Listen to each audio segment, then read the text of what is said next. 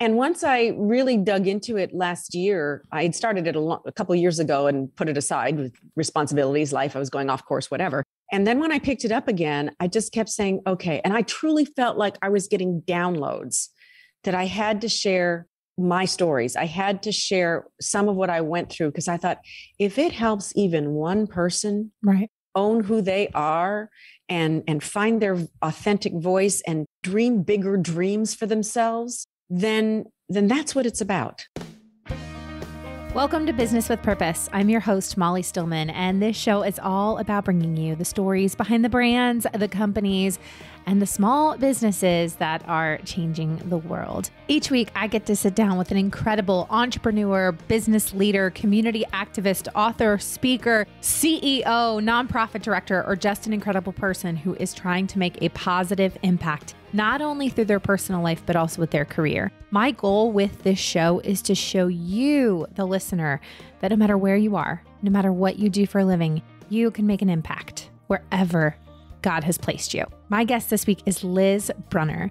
She is a best-selling author, executive communications coach, motivational speaker, podcast host, and Emmy award-winning journalist. Her television career spanned 28 years and featured so many incredible highlights, along with co-anchoring the #1 rated 6 o'clock newscast on ABC TV in Boston. She's conducted exclusive one-on-one interviews with prominent people known as, President Barack Obama or Oprah Winfrey. And in 2013, she embarked on her next chapter, becoming the CEO and founder of Brunner Communications and launched Brunner Academy in 2020. She is dedicated to helping people find their authentic voice, tell their story, and lead with presence. She's also the host of the Live Your Best Life with Liz Brunner podcast. And I got to be on that show a few weeks ago. You should absolutely go listen to that episode and all of her other incredible episodes. And she just released her book, Dare to Own You, taking your authenticity and dreams into your next chapter. She's also a classically trained vocal performer and former high school music educator. She is a fascinating human being. We had such an incredible conversation talking about what it looks like to go for your goals, rise above tough times, find peace of mind, to recognize that kind of outsider or imposter syndrome and self-doubt. She is just so real and authentic. I loved her, and you are going to get so much out of this conversation. But before I get to my conversation with Liz, I want to thank our partner of the show, and that is Mama Suds. After a long, cozy winter inside, it is time to bust open the windows, grab your Mama Suds germ cleaner, and get to cleaning. From the windows to the walls to floors, upholstery, carpets, toilets, you name it, Mama Suds has a truly safe and effective product to help you clean it. We've personally been using Mama Suds in our home for years. I love their Castile soap, their toilet bombs, their all-purpose cleaner. They're so good, they're safe, and they're effective. Head on over to mamasuds.com and use the coupon code MOLLY for 15% off your order. Oh, and real quick, before we get to my conversation with Liz, we are just a few weeks away from episode 300 of the Business with Purpose podcast. And I would love to feature you. If you could record a brief audio clip on your phone, it can just be in your phone's voice memo recorder, and email it to me at hello@stillbeingmolly.com. That's hello@stillbeingmolly.com. And just in a few seconds, would you share maybe how this show has encouraged you, how it has challenged you, a favorite episode or conversation, just something that, how the show has impacted you over the years. I cannot believe we are approaching episode 300, and I am just so grateful to each and every one of you. So again, on your phone's voice memo recorder, all you need to do is just for a few seconds, share how the show has impacted you over the years, a favorite episode, or really anything, and email it to me at hello@stillbeingmolly.com, and you might be featured in our episode 300. Okay, now on to my conversation with Liz Brunner. I'm so honored to have Liz Brunner here on the show with me today. How are you? I am well. How are you? You look wonderful. Although everybody else watching or listening can't see you, I can see you. And I'm so grateful for that. So thank you. Oh my gosh, it's my pleasure. I'm so excited to have you here. And I have been reading your latest book, which is, first, congratulations, because I know that you're basically like birthing a book child when you write a book. It's called Dare to Own You, Taking Your Authenticity and Dreams into Your Next Chapter. I've been reading it over the last week or so, and what a voice you have. And I'm just so excited to get to know you a little bit more and who you are. So let's do the Liz 101. So tell us who you are, what you do, and how you got to where you are today. Well, you have a glimpse of it because you are reading the book, but I'll give you a Reader's Digest, a short version. I am a former high school music teacher, classically trained singer. I then left that profession and went into retail. Then I became an award-winning journalist. Then I became an entrepreneur. And people have called me a communications coach now. They've called me a motivational speaker, a podcaster, Live Your Best Life with Liz Brunner. And now I'm also a best-selling author. My very first book, which you are reading, and I'm so honored that you are reading my book. Thank you. It is like giving birth to a child. Yeah. I'm convinced of that. And so, I mean, when I take all of this together, I mean, that's a really short version, but now my vision for my life, both personally and professionally, is I want to continue to teach. I want to continue to motivate. I want to continue to inspire people to live their best life, whatever that is, to help them find their authentic voice and to really own who they are. That's a real shortened version of who Liz Brunner is right now. Now, I personally love stories like yours because so often we hear stories of people who are successful in a career. I mean, the fact that you're an Emmy award-winning journalist is, I would say pretty successful. That would mean you were pretty successful in that job. And for a lot of people, they might see somebody who has achieved quote unquote success, whatever that looks like in their eyes. Because I feel like success kind of can be defined differently for different people. But I love stories like yours because you have a very roundabout way of how you got into becoming a journalist. I mean, going from being a classically trained singer and a high school music teacher to becoming an Emmy award-winning journalist doesn't exactly make a lot of sense. And so I would love for you to share, how did that path transpire? Because on paper, you're like, right, this makes no sense. But the reason I ask this question is because I think for so many people, they find themselves in one particular field, or maybe they have a degree in something that they actually don't want to do for a living, or like, I majored in English, so I can just like do whatever with it. You know what I mean? Exactly. It's like, oh, I have an English degree, so it's fine. But, for so many people, they feel like they're stuck and maybe there's something else that they want to do, but they feel like, well, my experience doesn't translate when that's actually not true. So tell us how that all transpired, of how you go from being a classically trained singer and high school music teacher to becoming an Emmy award-winning journalist. Well, to quote my grandmother, she said, "No knowledge is ever wasted, ... in the good Lord's sight." That's the whole quote. And when you think about it, no knowledge is ever wasted. No experience, good or bad, is ever wasted. It's all knowledge. And when you're able to connect the dots of all of those experiences, you would be amazed at what is transferable. If you put music teacher and singing side by side with Emmy award-winning journalist, thank you very much, what am I doing in both of those professions? I'm a storyteller. Mm-hmm. I'm using my voice. When I was a high school music teacher, I was using my voice singing stories, or as a classically trained singer, singing stories. Now, as a journalist, I am speaking stories, but it's all storytelling. It's all using my voice. So there is, believe it or not, a connection there. But a lot of people, to your point, Molly, don't make those transfers. They don't think, oh, well, if I did this, then maybe I can do that. If I did this, maybe I can do that, because they don't give themselves permission to even think outside the box. Too many responsibilities in the way. Maybe it's too hard to change careers because of X, Y, or Z.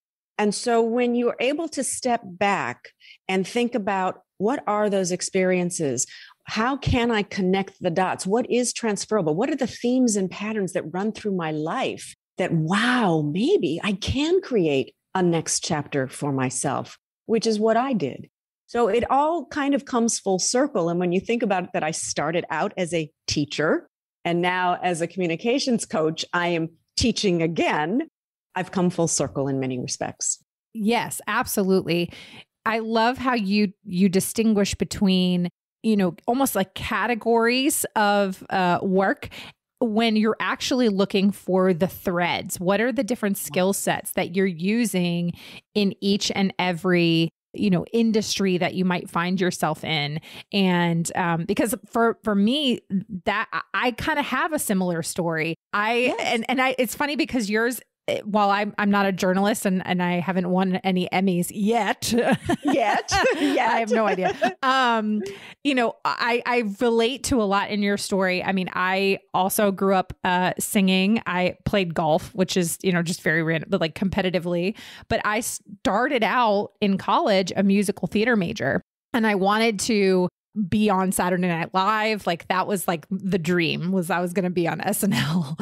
And I was, may still happen. Don't give up. I don't know that they want this like 30 something farm girl in North Carolina. You never know. You know what I mean? And then I graduated college. I worked in politics for a little bit. Then I was a high school English teacher. Then then there was this recession thing, and I ended up being a food runner at a bar. I worked at an art gallery, and I worked at a radio station. And I think back like on all these random jobs over the years that have led me to where I am now. As I speak and I host a podcast and I write, and I think about the skills that I've been able to acquire just from all of those other jobs. And I don't really have an issue with stage fright or thinking on my feet, because if you teach high schoolers, as you know, that is a requirement.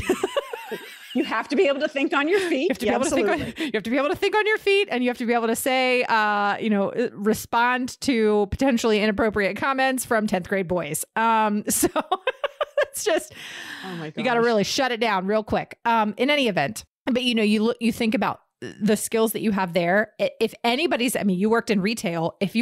I worked in retail at one point too. If you work in a service-based industry, oh heavens, on just how to deal with people in general, sales, how to have a conversation with somebody. Exactly. So there's like all these different skill sets that you gain along the way that eventually lead you to where you begin to figure out what starts to really make you come alive and what you're like, oh, this is what I was created to do. So I'm curious, what was it that led you to pursue journalism? And was that something that in the back of your mind you'd always wanted to do? How did that opportunity even come about? No. When I was teaching high school choral music, and I did so for 2 years, and I just felt like there was something more I was supposed to do. I had absolutely no clue, Molly, what that was. And at that time, I was reading all kinds of books on, careers, and I was taking all kinds of tests. Of course, the internet really wasn't that big back then. We're talking, I'm going back a few decades here. Yeah. And what was interesting was that I would take all these assessments and I thought, oh, maybe I'll be an architect, or maybe I'll be a psychologist, or maybe I wasn't even sure what I wanted to do. And I was reading a book called Who's Hiring Who by Richard Lathrop. And he talked about informational interviews. I'd never heard of such a thing. And so I left the teaching profession, worked in retail to pay the bills, and was doing all these tests and reading books. And when I got to his book and I heard about informational interviews, I remembered that when I was Miss Illinois, 1979, in the Miss America pageant, a scholarship pageant, mind you, I did sing for my talent, that I had done one television commercial. It was for the Pontiac Grand Prix, which was my favorite car at the time. And I actually got to drive 4 different Pontiac Grand Prix when I was Miss Illinois.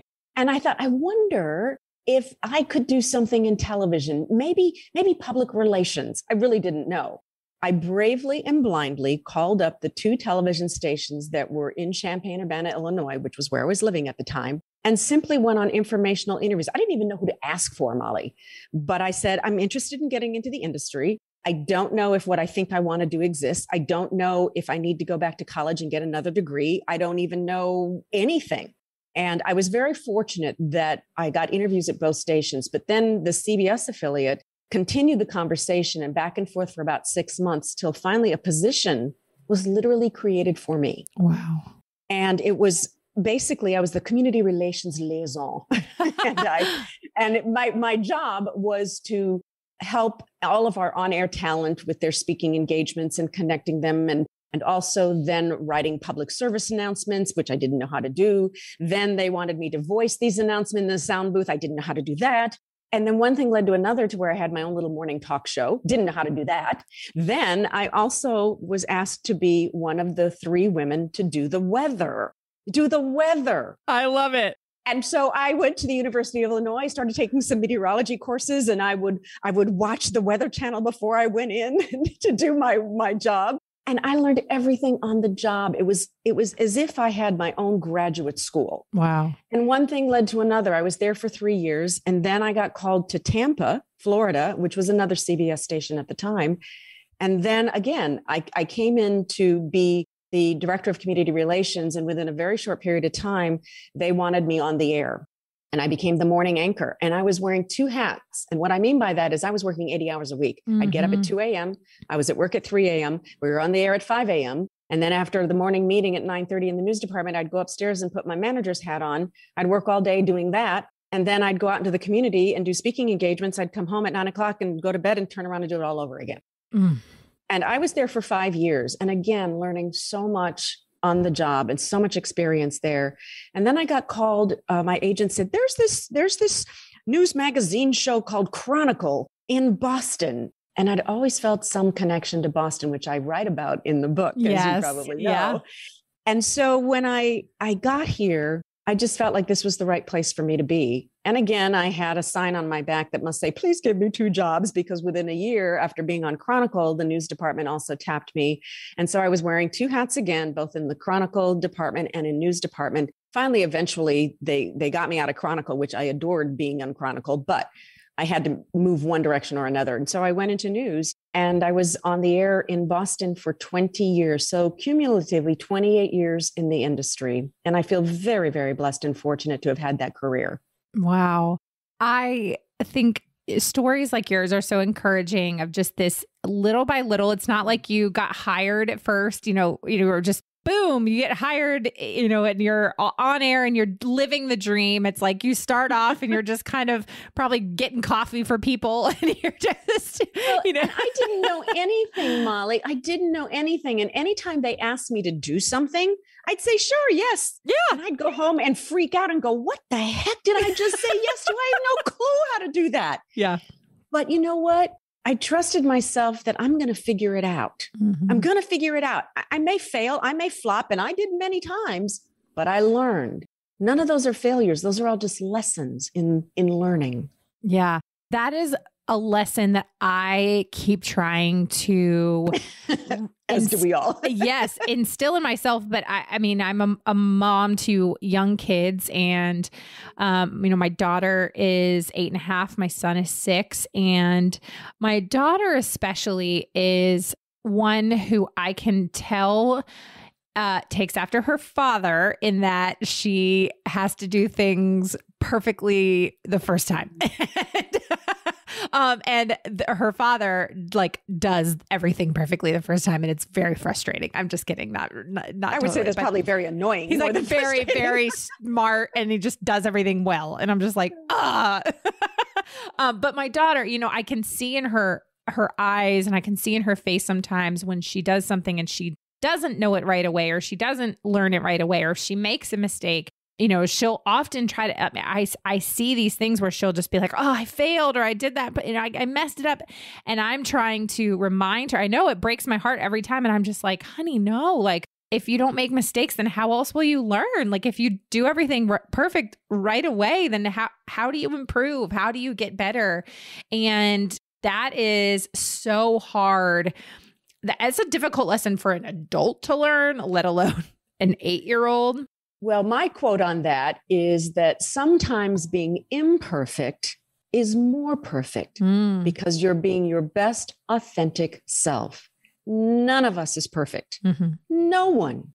And so if we allow ourselves that imperfection, we can truly become more authentic and own who we are. It's a hard lesson to learn. Believe me, I know. I can speak from my own experience of, trying to be such an important, strong anchor and do it right, especially when I didn't have the big J on my chest, like the rest of my colleagues. And many resented me. Many did not look at me and think, oh, well, she's really good. No, I mean, it was not easy, Molly. It was not easy because I had a music background. I had a music degree. I didn't even have a journalism degree. I didn't have a communications degree. I didn't even have an English degree. I didn't have a history degree, which typically are some of the backgrounds that a lot of people who are in this industry have. Yeah. Was there a particular moment when you were, in Boston and you're really kind of finding that groove where you thought to yourself, this is what I was created to do. Like, this is where my skill set shines. This is where I am really finding that this is the thing that I wake up in the morning and I'm so excited that I get to do this for a living. I'm not going to say I didn't have those feelings when I was on the air and working in journalism and writing and sharing stories, and really fortunate to have had amazing interviews, exclusive interviews, with presidents and world leaders and things like that. Those are all incredible moments. But to be truthful, it's now. Wow. I love that. It's now that I can honest and truly say, I am doing my purpose and what I was meant to do in this world. That's really, what was the moment that you realized that? What in particular made it feel different? I don't know if there was one moment in particular, but for me, as I began to start working with clients, and believe me, I never wanted to own my own business. This is not something like, oh, I can't wait till I start my own business. No, I just felt like it was the next evolution, the next chapter for me to take all of this experience to share with people the skills and tips and techniques that I had honed and the things that I believed I'd been blessed with from birth. And how can I now share that with people and help other people grow and learn and become their best selves? And when I started working with clients one-on-one and doing workshops, what I noticed was I would often see the transition or the growth in them before they saw it. But when they saw it, Molly, it was the best feeling in the world to know that whatever work we did, now they did the hard work, but whatever we worked on together that stuck, that they really started to implement and they started to own and they started to gain confidence and presence and command and deliver their speeches and their presentations and their pitch in such a way that they were having more success. That was the icing on the cake. It was the best feeling in the world. Still is. It reminds me of so many conversations I have with people who, when they start to think of whether it's their career or whatever, I guess, kind of pursuit that they're taking, is when they have a servant-hearted focus, when they are no longer looking inward at my success, my, notoriety, whatever the case may be, whatever the thing is, and they look outward of how can I use my skills to impact others? How can I use my gifts to uplift and encourage someone else? How can I elevate the next person behind me? And how that, when we take the focus off ourselves, and I mean, I obviously come from a faith perspective. And so that's a really big part of my life. And I just think about how that's what we were created for, was to elevate others and to serve others and to use the gifts that we had been given in order to be a faithful steward of God's grace and to serve others with it. And when you do that, when you figure out how to elevate somebody else and have a servant-hearted focus, that is where you feel most alive, if that makes sense, because that's what you were created for. 100%.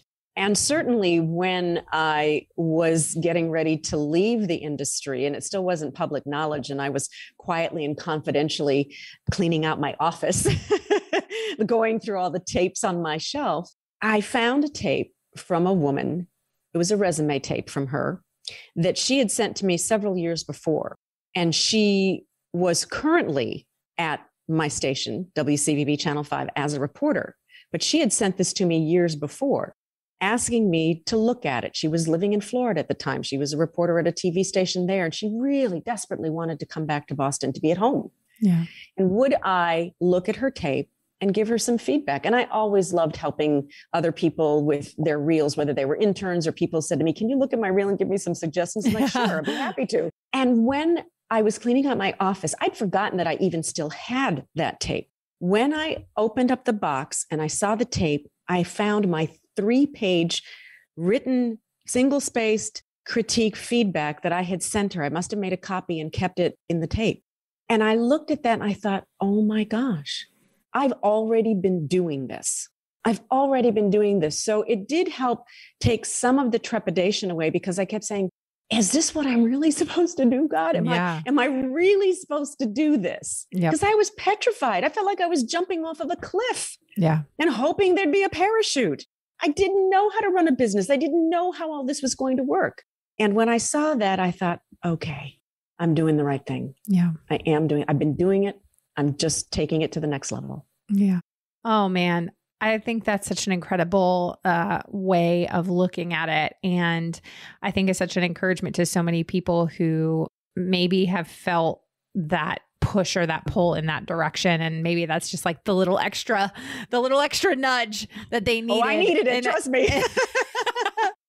There was a chapter in the book that I would love for you to just kind of talk about, because I think it is, I mean, obviously it's unique to your story in particular, but I think there's a lot of people that can relate to this. And it's the chapter that you talk about on identity, and where that was something that you had struggled with for a while. And it was this idea of, for a while, you struggled with the identity that maybe other people were placing on you, or questioning your identity, or whatever it was, and how you began to really own and embrace that.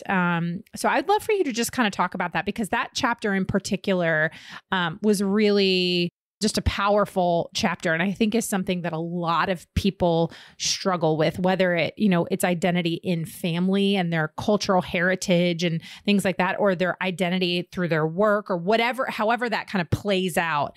Would you talk with us about that a little bit? I'd be happy to. Thank you for asking that question, Molly. I think the chapter you're referring to is where I talk about that I'm a mosaic. Mm-hmm. Yes. And what I mean by that is I am a blend of many different nationalities. My mother is from India. And then the rest of me is sort of this melting pot of, a little German, a little French, a little Spanish, a little Scottish, et cetera, et cetera, et cetera. Yeah.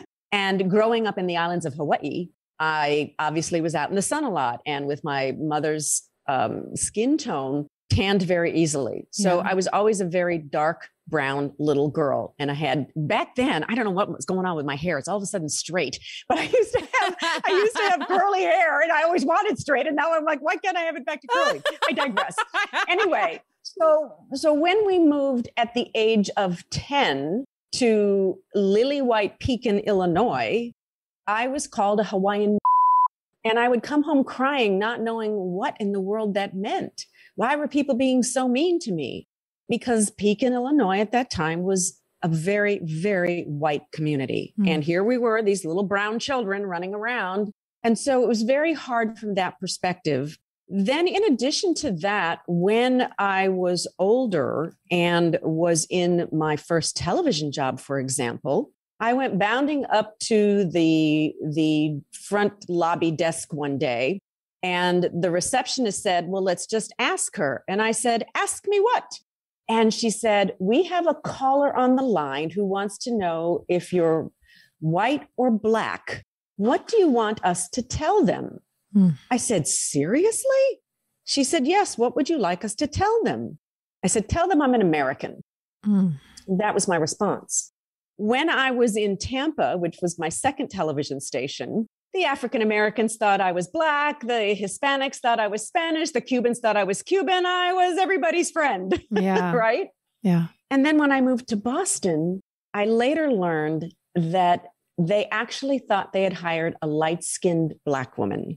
And I had replaced an African American woman.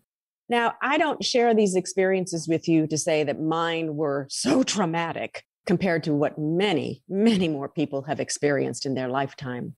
But it did affect me in how I thought about myself. And I had a lot of feelings of lack of self-confidence, lack of self-worth, lack of self-value.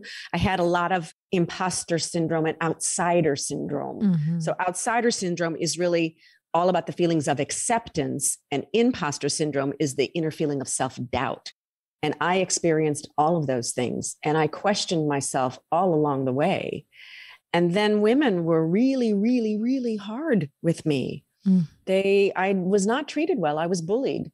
I was just remembering, and I forgot this story to put into the book, actually. I was in junior high, and there was a young woman who slammed me up against the lockers, threw my books down on the floor. And I remember she was just screaming at me all kinds of things. And I just stood there and looked at her. And I wasn't going to fight back. But all of those things, Molly, shaped who I am and how I thought about myself. And the whole question of my identity and ethnicity, I just find it humorous today because I'm like, I'm just Liz, I'm a melting pot. I'm an American, just like so many of us today in this country. Yeah. And I'm proud of that background. And if you read the book, and I hope a lot of people will, I share a lot of my family's cultural background and history because it's pretty deep. And I remember the day that I was putting all of that in there, because on one side of the family tree, we can trace back to when one of the 12 families was converted to Christianity in India. Okay, we're going way back. Yeah. And then the ancestry of coming over on the Mayflower to the Boston area, which I'm convinced now is why I have had this connection, this vibration and energy to Boston. But I remember the day that I was writing that down and putting it into the book. And I got up and thought, God, why? Why do I feel so compelled to share this history? Is anybody going to care? It's like somebody saying, let me show you my family vacation pictures. And I walked over to the Charles River and I was sobbing as I was walking over to the river. And I looked up and I said, why? Why do I need to do this? And this is what I heard in my head and what I felt. Because so often we place an expectation on ourselves, consciously or unconsciously, to live up to something, whether it's a cultural heritage, a family history, a parent who says, I expect you to be a doctor. I expect you to be a lawyer. I expect you to be a partner, whatever. And we place this unconscious expectation, sometimes it's conscious, on ourselves. And how does that hold us back? Now, no one in my family ever said, you need to be a doctor, because we have so many doctors in our family, or you need to be a minister. We had many of those. But I felt the weight. I felt the weight of my ancestors on me. And I didn't even realize it till that moment, that day, when I was walking over to the river. One, thank you for sharing that story. I know like it's such a personal piece of you, but that I just think it's so important to have these discussions and to hear these stories, because it's, there are so many people who have had stories that are similar to that. And I really love what you said about that expectation portion and how often we place, like you said, consciously or unconsciously, expectations on ourselves that begin to define our identity of, are we insert whatever it is enough Am I woman enough? Am I man enough? Am I black enough? Am I white enough? Am I, Indian enough? Am I whatever it is? Like, am I insert whatever the thing is enough based on the expectations that other people have knowingly or unknowingly placed on ourselves? And it actually reminds me of a conversation. I literally had this conversation in my Bible study last week. And I love my little group of women that I have this Bible study with because I'm the youngest by far. Most of the women are retired, but I love it because I love listening to the saints of the faith. I think I love learning from older women. And one of them was actually sharing how she had been in this kind of mentorship group with a group of college women. And on one of the first meetings that they'd had in this mentorship group, she was asking these women, here you are, you're freshmen in college, you're beginning to, learn what it's like to be an adult. You're out on your own. You can make your own choices. You're away from home. There's, the person that you're most accountable to at this point is you. What are the things that you're learning, that you're struggling? And she said one of the things that was really interesting was, and this was not that long ago, was almost every single young woman in that room talked about the expectations that they felt like they could not live up to. And they talked about the expectations that their parents had placed on them, the expectations that society had placed on them, the expectations that magazines had placed on them, that media, that, their professors, coaches, whatever it is, all these expectations, and that they felt like they were struggling to live up to those expectations. And she said, the woman in my Bible says, she said, I was struck by how wise these young women were to recognize that so early, which I was like, yeah, that's just recognizing it is huge right there. That's huge. But she said, but then it was like almost a reminder to me. And in turn, it was a reminder to me, like, and I came home that night and I sat down with my 8-year-old and I said, honey, what do you think mommy expects of you? Wow. And I just, big question for an 8-year-old. I know. I was just curious. I was like, she's the kind of kid who, like, she can handle a question like that. I realize not a lot of 8-year-olds can, but right. I knew she could handle a question like that. And I was curious, like, what was her answer? And she named some things. And I just said, honey, I want you to know that I have 2 expectations of you. And that's it.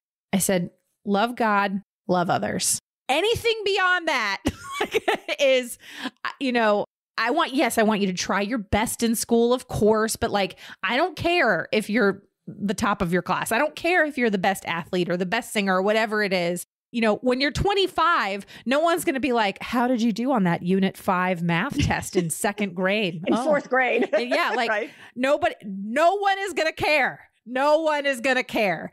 But if you're 25 and you're a jerk and you don't know how to be kind to other people and you're a bully, then I've failed. And I realized I can't control my children. They're going to make mistakes. They're going to do other things. But it was this reminder to me that I have an opportunity to set my daughter up for success so that she does not go into the world with all of these other expectations that have been placed on her. Anyway, that was a really like long-winded response to what you were saying. But it was the perfect reminder that we have to let go of all those expectations that everybody else has placed on us. And it's so hard because we are bombarded, to your point. We are bombarded, Molly, from every angle that in our world, unless we live in a cave or in a bubble. Well, we've been living in a bubble for a while, but it really is interesting to see how all of that can manifest itself. Yeah. And it's only now, at this age of my life that I'm able to look back at some of those things and really connect those dots of how all of that truly shaped me to, for a long time, am I enough? Am I enough? And we may not ask that question out loud consciously, but it is in our brains. And I'm so pleased to hear that in your Bible study group, that this was a topic of discussion and that these young women were recognizing, whoa, wait a minute. I do have these feelings of, am I living up to some expectation of myself, of my husband, of my family, of my whatever? We often ask ourselves those questions unconsciously, and it brings us down because we feel like we're not enough and we're not living up to some expectation. Yeah. Absolutely. It is a challenge. It's a constant, battle. And oh man, there's so much I could say about it, but we would be here. We would be here all day. All day. I know. Molly, that's one of the reasons why I felt so compelled to write this book. And it's interesting because people are always so curious. Why did you want to write this book? And how long did it take you? And blah, blah, blah, blah, blah.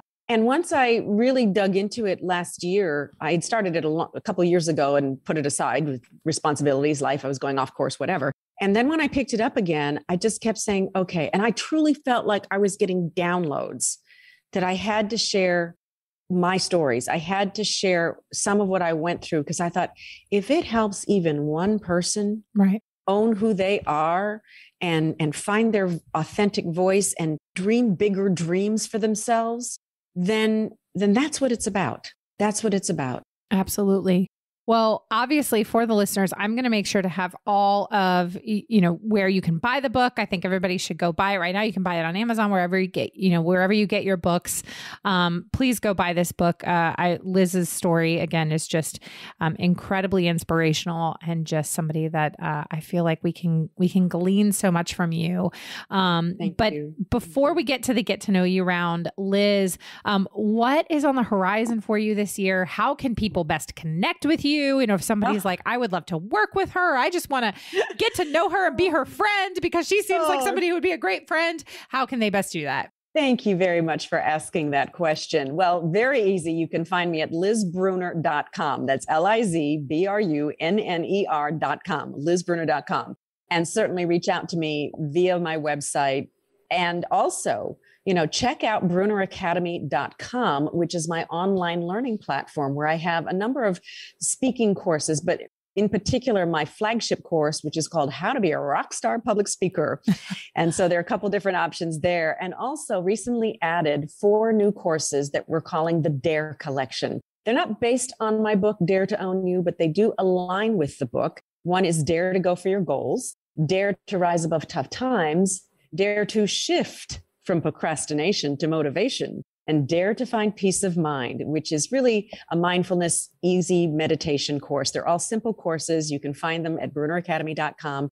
And I would love for people to listen to my podcast, which is called Live Your Best Life with Liz Brunner. And I'm on all the major directories, as are you. And it really is about people who've made these transitions in their lives, whether they've gone from one chapter to a next, whether they've risen above and transforming their lives in some way. And I have amazing guests, as do you on your show.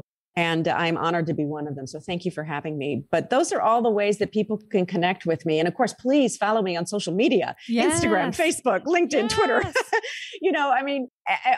Your publicists and your PR people are like, get more followers. So please follow me. I would really love it if people would follow me.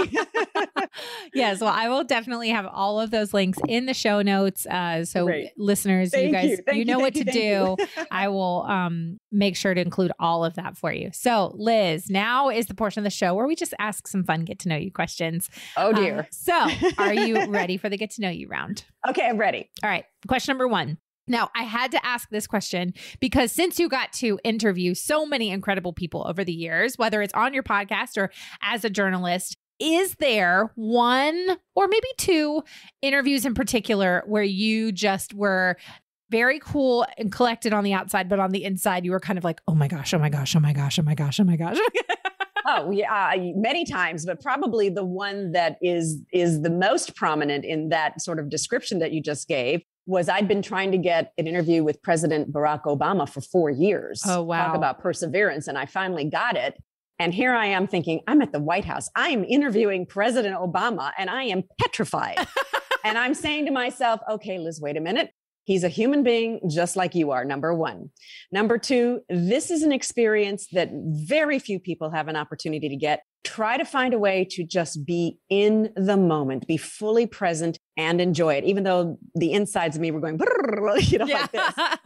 And then the other thing was, I thought, how can I possibly connect with this man on a level that would be interesting? And so when I first greeted him, now he was raised in Hawaii, as was I. He was actually born in Hawaii and I was raised in the islands. So when he walked in the door, he said, "Hi, Liz." And I said, "Hello, Mr. President," or should I say aloha? And so that was the opening. And it really kind of just set the tone for the interview. And of course, then I only had however many minutes with him. I had to ask all my questions. And then I saved one question for the very end because I thought, if I ask it before now, what if all his PR people say, gun, done, you can't answer that question. So I said to him, this is my last question, Mr. President, you are the president of the United States and you are the father of 2 teenage daughters. Which is harder, being president or being a father? And he just laughed and he said, oh, I have 2 great girls and blah, blah, blah, blah, blah. So that was a great experience, but man, was I scared to death. Yes. Oh my gosh. Yeah, absolutely. I would probably 100% be just like that too. I would just be like, yeah, I'm very, this is just a normal day. I'll tell a funny, quick, just side story. I didn't get to interview her, but I did get to meet Queen Elizabeth in 2007 when I was student body president at my university. Splendid, darling. Splendid. Splendid, darling. It was when she was she had traveled to the US and she was doing a tour in Virginia in celebration of whatever anniversary of the settlement of Jamestown. And so it was her first time to that part of, I think it was her first time to the US in a long time. And in any event, to welcome her, they had invited all of the student body presidents from all the public universities in Virginia to welcome her. And since I was student body president, I got to welcome her. And so I got, a few minutes with her and I had this whole thing planned out in my head of what I was going to ask and what I was going to say. And because there's the whole royal protocol of how I was going to say, did you curtsy? And yes, you have to curtsy. You can't put your hand out unless she puts her hand. I mean, it was there are very specific rules. Yes. Very specific that I had no idea. But I had this whole thing in my mind of what I was going to ask her, what I was going to say. And in the end, I just completely flummoxed it all. It just was all Anyway, but so you still have that experience to fall back on and remember. And what a joy that must have been. I do. I have a picture of it and it was, it was pretty fun. Amazing. So I'm very clearly in this picture. So I was just well, it's okay. I mean, how many people can say that they've met the Queen? So I thought it was pretty fun. Exactly. Okay. Question number 2 is, what is your current guilty pleasure? Let's see. Well, I've been really working out hard lately because I gained a little bit of weight over Christmas. My guilty pleasure, I do like chocolate candy and I like cupcakes. Big fan of cupcakes. I love cupcakes and I don't know why cupcakes over pie or ice cream or regular cake. But they're the delicious.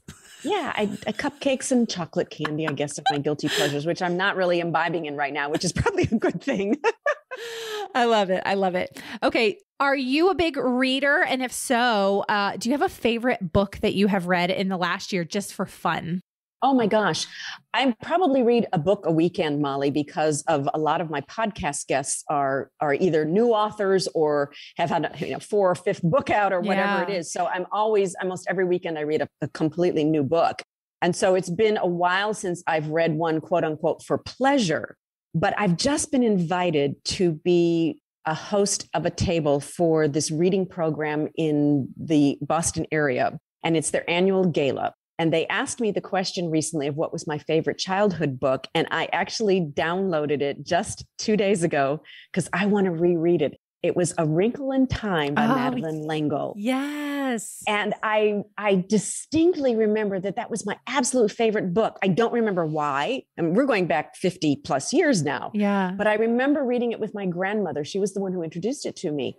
And so when they asked me that question, I said, you know what? I'm going to download that book and I am going to read it again before this event because it was such a vivid memory as a child. So that's what I'm going to read next. I can't remember what I've read in the last year. That's just been for pleasure. No, I love it. That one. I love it. I'm now getting to that point where I'm starting to read some of my favorite childhood chapter books with my daughter and introduce those to her. And so that's been really fun. I was a child of the 80s, so I was really big into American Girl dolls. And so introducing my daughter to all the American Girl doll books has been so much fun. That is a blast. That's lovely. So much fun. Okay. And I know obviously you're a big music person because, hence you studied music and all of that. What is on your current most played playlist on whatever music platforms? Anything by to? John Legend for one. I'm a big John Legend fan. The best. I've met him a number of times now and have been to a few of his concerts. And I just enjoy his music so much. He's really so do. good. He's so good. Yes. I mean, the voice, yes. Sing it to me, John. Yes. Exactly. I would melt if he were literally singing to only me. I know. I love it. Okay. And then my last question is the question I ask all my guests. And that is, Liz, what does it mean to you to run a business with purpose? Well, my whole vision for my life, as I said earlier, is to teach, motivate, and inspire people to live their best life. And I mean that on a professional level, and I mean that on a personal level.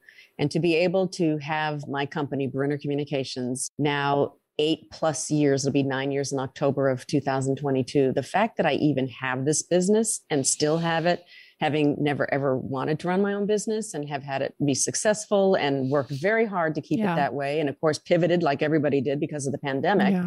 And to see it grow, I just feel like I know from the testimonials I get from my clients and workshop participants and people now who I'm just so honored who are saying to me, I love your book and here's what I learned from it. That is living my life with purpose. If I can help anyone find a way for them to own more of who they are, to love themselves for who they are, to find their authentic voice, to make those dreams come true, whether they create a next chapter with it or not, whatever it is to live their best life, then that's what I'm here to do. Thank you so much, Liz. This has been such an honor to have you. Thank you for being here. Oh, thank you so much, Molly, for having me on your show. I'm honored and I'm deeply touched that we actually connected. So thank you. I love Liz. Oh, this was such a good conversation. It was just a really timely conversation for me and one that I know I'm going to be thinking about for quite some time. Be sure to tune in next week where my guest is Dr. John Deloney. And he is, you might know him as a Ramsey personality. He has a new book out. We had such a fun conversation. He is just, he's like a professional host. So this is what he does. It was so much fun. We talk all about kind of owning our pasts and how that can change our future. We even talked about chickens. We talked about all the things. You are going to love that episode. And don't forget, if you want to be featured in episode 300, send us a voice memo. Just record it on your phone to hello@stillbeingmolly.com. Thank you so much for listening. I would love to know what you loved about this particular episode. Let me know on social media. You can find me at Still Being Molly or at Business with Purpose Podcast on Instagram or Facebook. And don't forget the hashtag Business with Purpose Podcast. Be sure to head on over to Apple Podcasts, Spotify, Google Podcasts, Radio Public, or wherever you listen and click the subscribe or follow button to help make sure that you never miss a new episode of the show. And while you're there, would you take a moment to leave a review? Leaving a review of the show helps me to know what you're liking and how this show is personally impacting you. This show is produced by the incredible team at Third Wheel Media. Thank you so much for listening. Go do something good with purpose, on purpose.